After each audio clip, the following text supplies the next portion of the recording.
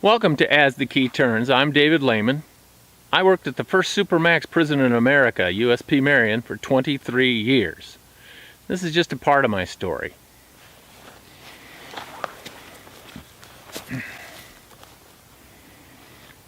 Federal parole. There's no such thing, right? U.S. Parole Commission is gone because there's no such thing as parole, right? This may come as no surprise to you, but sometimes the government of the United States of America lies to the public. Sometimes this is for a very good reason, and sometimes it's for political reasons. This time it's for political reasons. Your elected representatives in Washington, D.C. want you to believe that they're tough on crime, while at the same time they want to have lots of love and compassion. The reason is simple. Voters sometimes have a family who are criminals or who are the victims of crime. If your mother is raped and murdered, you want the guy punished. On the other hand, if your son just accidentally killed a woman when he accidentally fell into her vagina, then you want him out of prison as soon as possible. After all, he's a good kid, just got mixed up with the wrong crowd or drug addiction forced him to do a bad thing. Everybody has some good in them, the sob sisters tell me. Everybody deserves a second chance to kill you. In America, the hand-wringing public wants to be protected from the predators. But the public does not have the fortitude to hang people who are in desperate need of a good hanging. That means we celebrate the goodness that is in everybody by sentencing the miscreant to life in prison without the possibility of parole. That means the prisoner will live out his natural life in prison, doing good for society by mopping floors or killing other prisoners and stuff. Now, if he does happen to kill a guard, we'll give him another life sentence or two, depending on how many guards and prisoners he kills. If you don't believe that, then you have not watched enough of my stories yet. It makes no difference how long and carefully the convict plans his murder of prison staff or other prisoners. He's more likely to win the lottery than be executed for a crime. Most death sentences are never carried out anyway. That brings me back to life in prison. The federal government made a very well-publicized change in the law. The U.S. Parole Commission was going to be abolished, except it hasn't been. Parole was abolished, except that it has not been. Sure, the words have changed, but the effect has not. Being given a life sentence in a federal court does not mean the convicted person will spend the rest of their life in prison. About now, you'll be saying that I've done a lot of talking, but I have no idea what the hell I'm even talking about. Well, here comes the part you'll want to take notes and look up what I'm saying about. So I want you to listen carefully so you can do your own research. Because I don't expect you to believe me. Because you've been conditioned to believe the official line, or lie as it were. The U.S. military court-martials are federal courts. Army Regulation 15-190 governs the U.S. Military Clemency and Parole Board. This board's responsibility is summed up under Section 2-2B. It states, B, for those prisoners can make parole determinations such as 1. Approving parole, 2. Disapproving parole, 3. Rescinding parole, 4. Suspending parole, 5. Revoking parole, 6.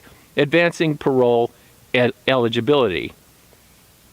I know, you'll say that still means the U.S. Parole Commission will be abolished, but they have a mission that will never end. You may not know this, but the Federal Bureau of Prisons accepts military prisoners. This is done on a regular basis. Not all military prisoners are in the disciplinary barracks located at Fort Leavenworth, Kansas. I have known many military prisoners from my time in the civilian prison at USP Marion. Now, the way to keep the Parole Commission active is to give them a job that never ends. So all persons convicted by court-martial are subject to transfer to a federal prison. I will let the Parole Commission manual take it from there. Section 2.2-03A says, quote, Prisoners sentenced by military court-martial and then transferred to a federal institution come under the exclusive jurisdiction of the United States Parole Commission for parole purposes. Military authorities retain jurisdiction for clemency purposes and may reduce the maximum term to be served. Clemency may be granted either while confined or while in the community on parole or mandatory release." Unquote. Now, this means in plain English that the U.S. Parole Commission grants parole to military prisoners in federal civilian custody. This will ensure a job for them into the foreseeable future. If that's not reason enough, they thought up another reason to never get rid of the Parole Commission. When an American citizen, such as myself, lives in a country that is not U.S. territory, we are subject to that country's laws. If I commit a crime, in the tropics, I'll go to that country's prison. Rather than let me rot in a corrupt hellhole that place is, the American government has a treaty that can transfer me, or transfer my custody to the Federal Bureau of Prisons. I will then serve my foreign conviction in an American facility. In that case, I'll fall under the jurisdiction of the U.S. Parole Commission, who will most likely set me free on a parole at some date. This is done by policy after 30 years, even for sentences of life without parole. These treaties are what gives hope to some of the drug cartel leaders who are currently in U.S. custody, because these drug cartel leaders are, in some cases, serving multiple life sentences in American prisons. If they can obtain a transfer under our agreement, they can be set free and return to a life of opulence and murder. Sweet, huh? There are other ways that the U.S. Parole Commission can get their hands on you. It's called old law. Crimes committed before the 1st of November 1987 can and do get parole. Most of these convicts have been paroled, since a life sentence is normally a parole after 30 years by policy anyway. Crimes committed in U.S. territory can receive parole. Federal convictions for crimes committed in the District of Columbia will be granted parole. The D.C. prison system has been shut down and all the prisoners have been transferred to federal custody. I know, I was there when the buses arrived with more D.C. inmates than I care to remember. As a group, they are very disruptive and hard to manage. Yes, you can look it up and find lots of crap on the internet that federal parole has been abolished. I have given you enough so you can look it up for yourself and decide. Reminds me about that stuff I hear all the time about drugs are a victimless crime.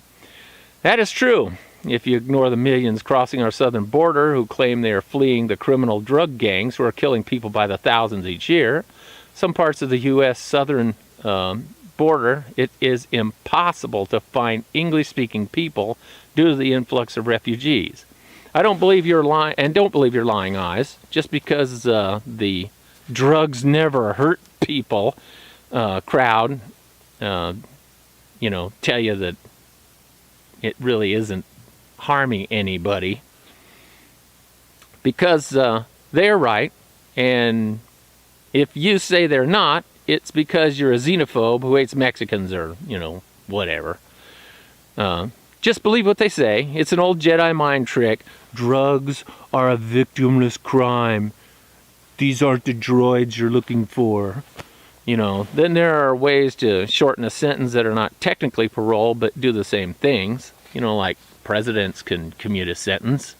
Matter of fact, presidents have commuted sentences of whole classes of people before. The current president lets you go if you're some Hollywood chick with a big ass and tells them to. President Obama shortened a sentence of people convicted of crack. The black convicts at USP Marion thought that when Senator Obama won the election for president, his first day in office would be celebrated with a general amnesty for him. Didn't work out that way, but they had hopes, and legally it was possible. Every president sets prisoners free by pardon or commutation. There are entire law firms that do little other than prepare the paperwork to get prisoners out of jail by presidential directive. The court gives them life without parole, and the president lets them free whenever it makes him look good to throw a little clemency around. Prisoners can be released for compassionate reasons. If they get very old, we set them free. Some, if they get sick and it looks like they won't live long. This happened to a terrorist that went back to Libya to live another 20 years when Allah granted him a miraculous recovery because he faked dying really well. Other reasons to get released early is if you're a welfare bitch and your crack-addicted mama overdoses, then who's going to take care of your little bastard? I mean, the child you had out of wedlock. The BOP releases you to get back on the street and party hardy while pretending to watch your kid. You better too, because if she gets run over, you know, you're going to have to make a few more so you can continue your life of leisure on the taxpayer dime. Don't worry, this compassionate release applies to the prisoner's registered partner.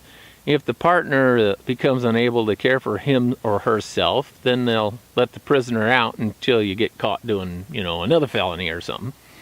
Finally, we get a year out early in a program called RDAP, or the Residential Drug Awareness Program. Sounds like a good idea. Let's hope it works better than all them other government programs I've had experiences with. And there you have it. Despite being lied to by the government, you've finally heard the truth.